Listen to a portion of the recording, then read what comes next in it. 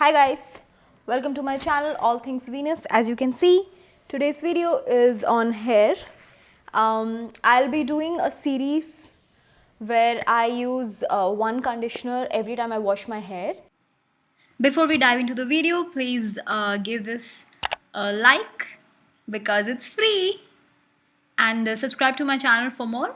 Oh, by the way, this is not sponsored. I just really happen to like this. I also have the bigger bottle, which looks like this. I use this for travel and this generally stays at home. So this is a cool conditioner. Massageable conditioners are cool conditioners. These are the ones that you can apply closer to your scalp. If it's a warm conditioner, like it's not massageable, then you can't really apply it closer to your scalp because the chemical generates a kind of heat. Okay, so what happens with that heat is it gives you the effect of straightening your hair because of the heat. So when you go for these keratin treatment conditioners and all, they're all heat based conditioners. They will give that smoothing kind of a look, but it's not nourishing. And if you use them continuously, you'll be drying out your hair from inside. So this is the result of this conditioner.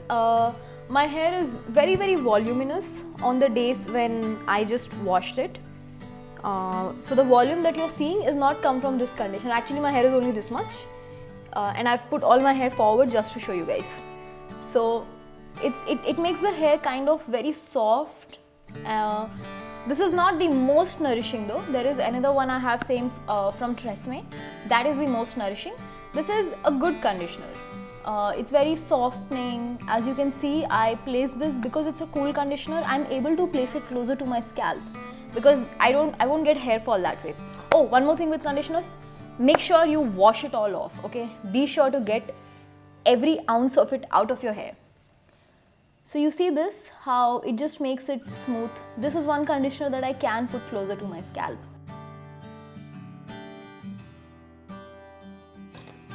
The main chemical here is citral alcohol and cytopentasilicon. Cytopentasilicon and dimethicol, these are silicone oils.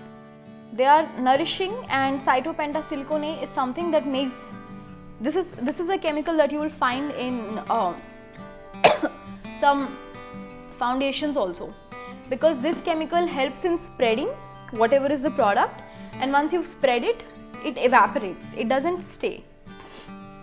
So you find this in a lot of foundations, cytopentasilicon.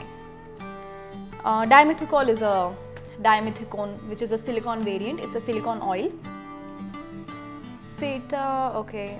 There is glycerine definitely in it. Glycerine is a plant derivative, and it is very moisturizing. Like in olden days, when all these primers and moisturizers and all weren't really there, the only moisturizer were like BoroPlus, Nivea and everything.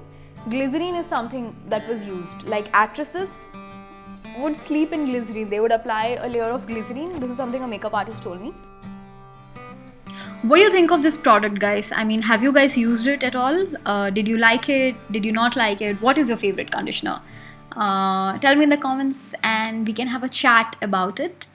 If you have any questions, you can DM me on my social media, on my Instagram. Go check out my other conditioner reviews if you like this one.